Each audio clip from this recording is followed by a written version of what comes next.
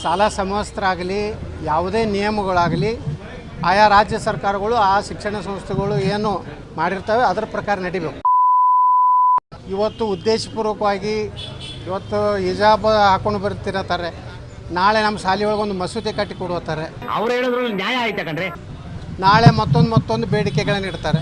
ಇದು ಒಂದು ರೀತಿ ಅಂಥವ್ರಿಗೆ ಏನು ಬೆಂಬಲ ಕೊಡುವಂಥವ್ರು ನಿಜವಾಗಿ ಅವರೇ ದೇಶದ್ರೋಹಿಗಳು. ಅದಕ್ಕೆ ನಾವು ಯಾವುದೇ ಮುಲಾಜಿಲ್ಲಾರ್ದೇ ಇಂಥ ಚಟುವಟಿಕೆಗಳನ್ನ ಹತ್ತಿಕ್ಕಬೇಕು. ಇದು ಭಾರತೀಯ ಭಾರತದ ಸಂಸ್ಕೃತಿ ಆಧಾರ ಮೇಲೆ ನಮ್ಮ ದೇಶ ಇದೆ. ನಿಮಗಾಗಿ ಪಾಕಿಸ್ತಾನ ಕೊಟ್ಟು ಬಿಟ್ಟಿವಲ್ಲ, ನೀವು ಹಿಜಾಬರೇ ಹಾಕೊಂಡು ಹೋಗ್ರಿ, ಹಂಗೇರೆ ಹೋಗ್ರಿ ಶಾಲಿಗೆ. ಅವಾಗನೇ ಡಾಕ್ಟರ್ ಬಾಬಾ ಸಾಹೇಬ್ ಅಂಬೇಡ್ಕರ್ ಹೇಳಿದರು, ಧರ್ಮದ ಆಧಾರ ಮೇಲೆ ದೇಶ ಹೊಡಿಬೇಡ್ರಿ. ಒಂದು ವೇಳೆ ದೇಶ ಅನಿವಾರ್ಯ ಬಂದರೆ ನೀವು ಇಬ್ಬಾಗ ಮಾಡೋದಿದ್ದರೆ ರಾಷ್ಟ್ರಾಂತರ ಮಾಡಿರಿ ತಿಳಿದ್ರು ಬಾಬಾ ಸಾಹೇಬ್. ಇವತ್ತು ಬಾಬಾ ಸಾಹೇಬ್ರು ಕನ್ನಡ ಏನು ಅವ್ರು ಹೇಳಿದ್ರು ಇವತ್ತು ಸತ್ಯ ಆಗ್ತಾಯಿದೆ.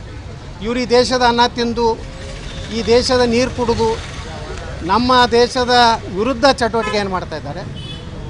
ನನಗೆ ಕೇಳಿದ್ರೆ ಮದ್ರಾಸಾಗಳನ್ನು ಸಹ ಕರ್ನಾಟಕದಲ್ಲಿ ಬಂದ್ ಮಾಡಬೇಕು. ಇದು ಆ್ಯಕ್ಚುಲಿ ಚೆನ್ನಾಗಿರೋದು. ಇಲ್ಲಿದ್ದರೆ ಕನ್ನಡ ಕಲೀರಿ, ಇಲ್ಲಾಂದ್ರೆ ನೀವು ಪಾಕಿಸ್ತಾನಕ್ಕೆ ಹೋಗ್ರಿ. ಇಲ್ಲೇನು ಕೆಲಸ ಇದೆ? ಮೀಟರ್ ಬೇಕು, ಮೀಟರ್ ನಮಗೆ ಎಲ್ಲ ರೀತಿಯ ಇಸ್ಲಾಂ ಧರ್ಮದ ಇದ್ರ ಬೇಕಂದರೆ ನಿಮ್ಗೆ ಪಾಕಿಸ್ತಾನ ಅವಾಗೆ ಪೂಜ್ಯ ಮಹಾತ್ಮ ಗಾಂಧೀಜಿಯವರು ನಿಮ್ಗೆ ಕೊಟ್ಟಿದ್ದಾರೆ, ಅಲ್ಲಿ ಹೋಗ್ರಿ. ಎಲ್ಲಿರಬೇಕಾದ್ರೆ ನಮ್ಮ ದೇಶದ ಸಂವಿಧಾನ, ಬಾಬಾ ಸಾಹೇಬ್ ಅಂಬೇಡ್ಕರ್ ಅವರು ಬರೆದ ಸಂವಿಧಾನ ಇರ್ಬೋದು, ನಮ್ಮ ಒಂದು ಸಂಸ್ಕೃತಿಗೆ ಒಗ್ಗಿ ನೀವು ನಡೆದಿದ್ದರೆ ಇರ್ರಿ.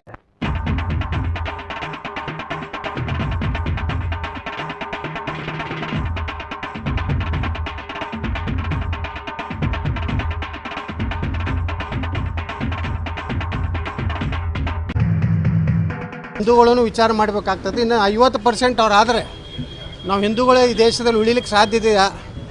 ಇದು ಆತ್ಮಾವಲೋಕನ ಎಲ್ಲ ರಾಜಕಾರಣಿಗಳು ಮಾತ್ರ ಮಾಡಬೇಕು.